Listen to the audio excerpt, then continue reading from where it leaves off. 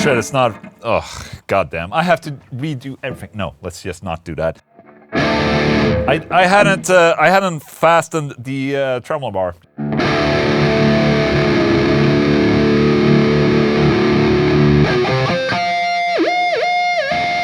Oh, hello! There's also this thing. It's a stop tail, so you can't go back. I'm used to it when you can dive on this edge, but you can't because there's a drop detuner here and some bullshit. Just saying. What's up, everyone, and welcome to FAQ157. What's up, everyone? Let's just go. Corey Adamanis, you mentioned you only have one guitar on your wall at home. What's the one guitar Ola Englund chooses to have on his wall at home? Great question, and a lot of you guys speculated. What could it be? What is the guitar that Ola has in his home? That one guitar that he keeps? Because obviously when I got this office, I just took all of my guitars here and I keep... I do guitar stuff and office stuff here. At home, I completely shut that off. But I do have one guitar at home if I need to kind of like... me. What guitar is it? Let's go check. Yeah, so the one guitar I have at home is this. Nothing special, it's just another Solar, just like the rest of them. I don't know why I picked this one to have at home. It's just one of those that I had over. I mean, it's a prototype that we wouldn't sell anyways. We have this guitar, but in like bolt-on version.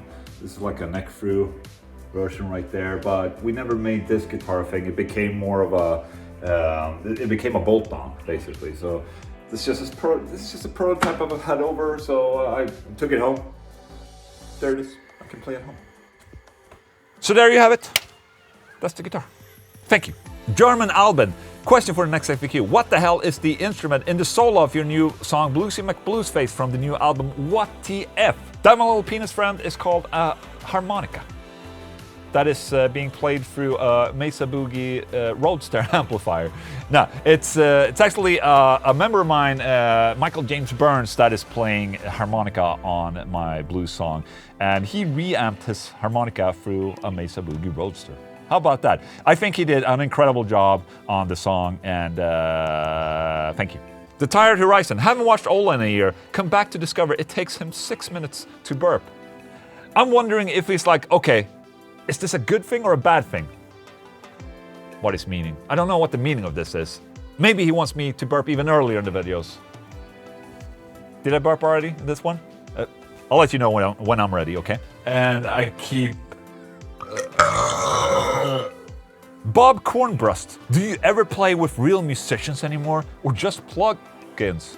Seems to be the way of most guitar players nowadays. I spend 90% of my time jamming with real drums and guitar players and the other 10% playing on my DAW. Man, that's really cool of you to spend 90% of your time jamming with real drums and guitar players. That's very fortunate, actually, that you get to do that. And kudos to you, man. But in reality, today is that a lot of people are sitting at home playing through plugins because of the convenience of playing through plugins. I mean, there's nothing uncool about playing through plugins because you're still, at the end of the day, you're playing guitar. I understand what you're saying, that you might not play with real musicians because obviously people are not. They're playing with Superior Drummer or whatever.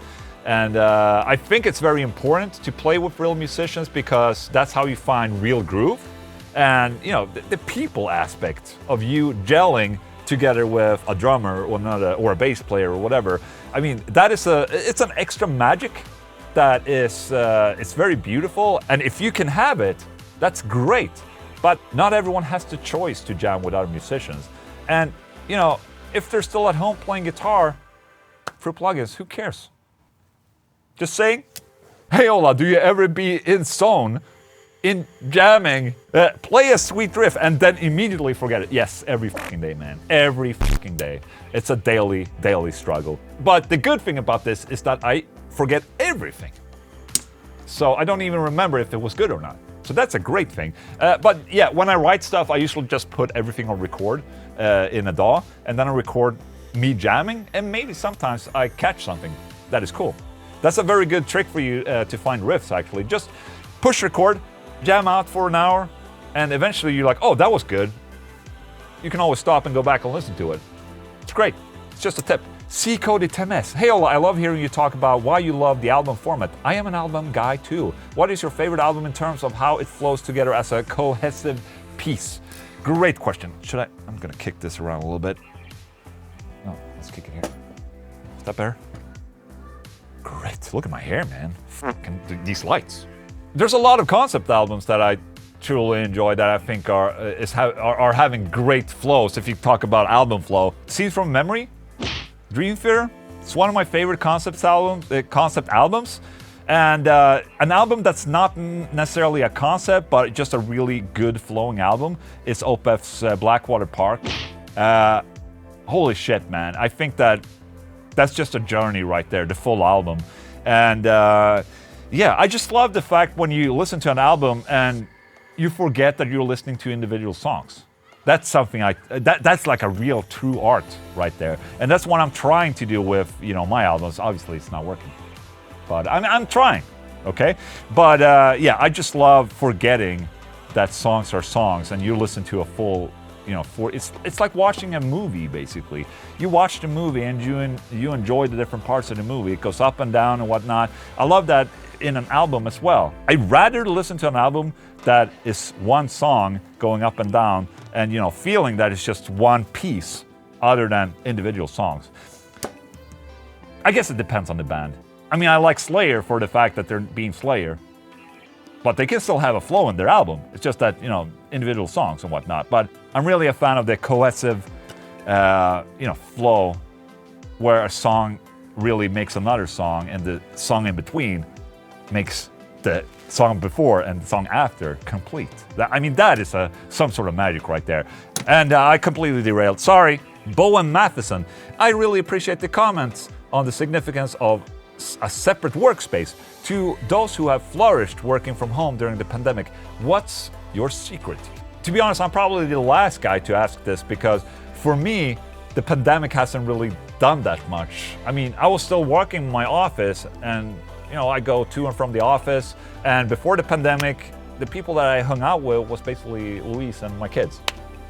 And I'm still hanging out with them in the pandemic. So for me, there hasn't really been too much of a change, to be honest, other than that I'm actually not out traveling as much, which that's a win-win for me. I don't like traveling, and so I've been home, working. It's not fun seeing other people having a rough year, but I haven't been that affected by it, to be honest. I think it's important to kind of cherish the people that you love the absolute most and try to keep those close to you as much as you can. And maybe that will help with how you cope with this. I don't know. Just my honest feeling about this. Thank you. How many minutes was that? Rodrigo Ishida, I have a question. I developed a very light picking technique because I always had problems with too much hand tension. Being a metal player, it feels wrong to pick like that. I see many guitar players, including you, that beat the hell out of their guitars. Many of them say that to sound correctly, you have to pick hard. What is your opinion about that? Yes, I think we touched base a little bit on this in the latest FAQ where we talked about how manly it is to downpick and all that, But, and how important it is to pick hard, because through studies and tests, in my opinion, for rhythm guitar playing, picking hard sounds better. I don't know what it is, I can't explain it. It might be because of the incredible dynamics of just hitting hard, but that doesn't mean that people that are playing soft sound bad in any shape or form. It's just a different type of sound. If you're having hand problems, you should not stress yourself to push harder and play harder. It doesn't make any sense. It already sounds like you have your thing going with playing soft, and that's okay too. Just don't listen to the people that are saying that you have to play hard. You don't have to play hard. If it sounds good, it sounds good, okay? I've been trying to pick softer nowadays. What I have a problem with is that I pick really hard when I riff and chug, but then I try to get to a softer side when I'm doing lead, Because you don't really need to pick that hard or, fret that hard when you're playing leads. You can actually go pretty soft. The problem for me is going from rhythm to lead, going from playing hard to suddenly play soft. That's a problem I struggle with a lot. So, I mean, it seems like you might not have that problem because you're playing soft all the time. Just saying. So there you go. I also struggle sometimes. Jay Beers, Englund, I don't see much about Jackson guitars. Why is that? Love your channel. TC from Fort Worth, Texas. Fucking hell, man. I've been demoing so many Jackson and Charvel guitars lately. Just saying. You know, I did the Jackson McThompson. I did whatever. What else did I do? Jackson? I did a Jackson Willow Chug. Well, a smaller guitar. I also had the Adrian Smith Jackson. Come on, man. I've been doing a lot of Jackson guitars. Just saying. McFlurry252, I know you may not see this comment, but what strings do you use? Oh shit, do I have the string pack here?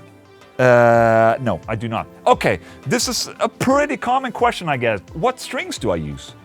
And I know this might be very, very interesting, and sometimes people are like, oh, he uses, about other artists, like, okay, you know, Meshuggah uses DR strings or Dr. strings, and, you know, that's, ooh, you know, there's a lot of mystery. Yeah, okay, shit, I should get Dr. strings. Meshuggah uses them, they have to be cool. For me, it's always been like, you know, whatever strings that are not the absolute cheapest ones that I have near me, that's the ones that I use. So I just mix and match, man. I think the most common ones I use are GHS because they're not very expensive and they have all this type of sets that I need. I know a lot of these brands like Diadario and Ernie Ball, they're kind of trying to, you know, sell these more exclusive strings that like the NYXLs or whatever, and they're becoming more expensive because of this, because it's, you know, the top of the line strings, and I just don't like that because, you know, strings are strings, and personally I didn't see a benefit of going NYXL over the regular strings that they had, and yeah, so I just buy GHS strings. Hey, what's up? Or whatever's, you know, close to me. Whatever I have in my box over there. David Lawson, serious question. Why do you even need a label anymore? Can you just build your name without it and hook up with a booking agency? Yes, obviously. If that's what you want, if you want to go out and tour, booking agency is where it's at, man. For sure. I've been talking about this before. I'll let you guys know what I think about labels and how much I love them. But yeah, obviously you don't need a label in today's day and age. They're basically just a middleman, which might be good if you like if you just want to concentrate on the music and being an artist and do what you're supposed to do, like, you know, focus on the art. Then the label is great because they take care of the other bullshit, so you don't have to worry about it. For that sense, yes, labels are great, but if you do have the time, and probably if you're an up-and-coming band, you want to work for your band, right? You want to make it big. You want to market yourself in the way that you want, and you know, you want to have control over things. That's how I see about a lot of the things that I do in my albums. If you see it like that and you can put the time and effort in, then no, you don't need a label. You can do it all by yourself. In the marketing aspect, I think labels have a stronger voice in terms of pushing a band, obviously, but that doesn't mean that they will push you more than you would do yourself, or that the end result will be better if they push it or you push it. I mean, it's hard to say, but you can definitely do a lot yourself. Getting a booking agency, I mean, you can book gigs yourself if you want to take that route. You can even go without having a booking agency. Just saying, you can do everything yourself. You just have to learn how to do it. Okay, thank you. Neutron, hi Ola, wondering what are your thoughts on bands like Megadeth releasing NFTs? There have been a lot of talk about it, bands generating extra income. Yes, NFTs, great. You know, I actually like the idea of NFTs, but I must be honest, I did not fully understand what it was in the beginning. And just like, I guess, the majority of everyone out there thought like, why? When I can just take a picture and, you know, I save it on my computer. It's just so stupid. But I do understand the concept behind it. But I also think that it's probably a fad just to make Ethereum, is that the name, Ethereum? The other cryptocurrency, just make it a little bit more hip, I would say. So right now we're seeing a lot of people making money of NFTs, and that means that the people below, you know, the non-rich people will, you know, wants a piece of the cake, and, you know, that builds up Ethereum. Ethereum? Is that what it's called? Ethereum? I think it is a little bit of a fad. If they want to make extra money, kudos to them, man.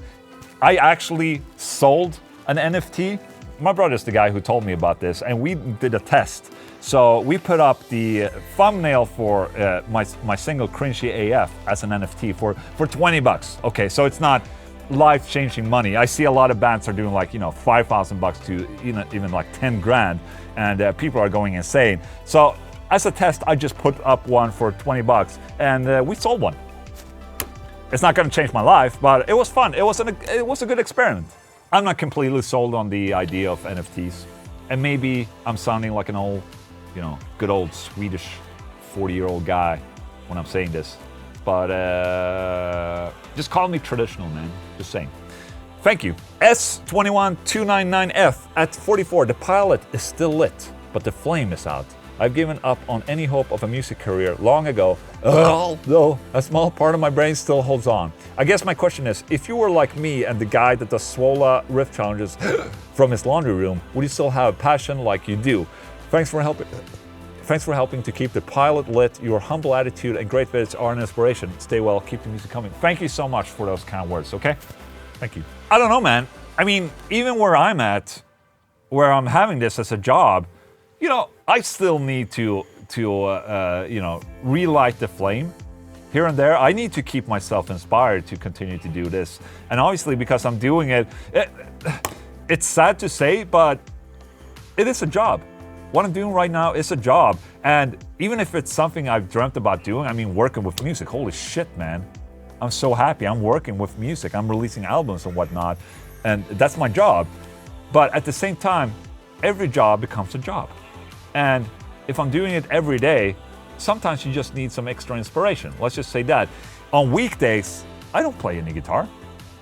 Shit, I don't even listen to music during weekdays. It's become like a reverse thing. Like back in the day, I was working a desk job, an office job, and all I did on my free time was music, you know. So it's kind of shifted, but I think the problem is the same. I think that, you know, sometimes we feel that, oh shit, you know, nothing's happening, and why am I playing guitar? But at the same time, as soon as I pick up the guitar, man, it's like I forget about those things, you know, because there's just a love for the guitar, and I love guitars. I love playing guitars, and sometimes I just forget about it, and then when I pick it up, you know, it makes me happy. And when I'm thinking about it like this, that brings me so much inspiration right now. I think you just have to kind of relive the feeling you had when you started playing guitar and when you felt like a progression in your guitar playing, you know, and rediscover the love for the guitar playing. I think that will keep your flame alive, if anything. Good luck, man. All the best to you. Okay. And that, my friends, was the last question. I hope you enjoyed this FAQ. If you have questions, put them in the comment section of this video, and maybe I'll see you next time, okay? Thank you, guys.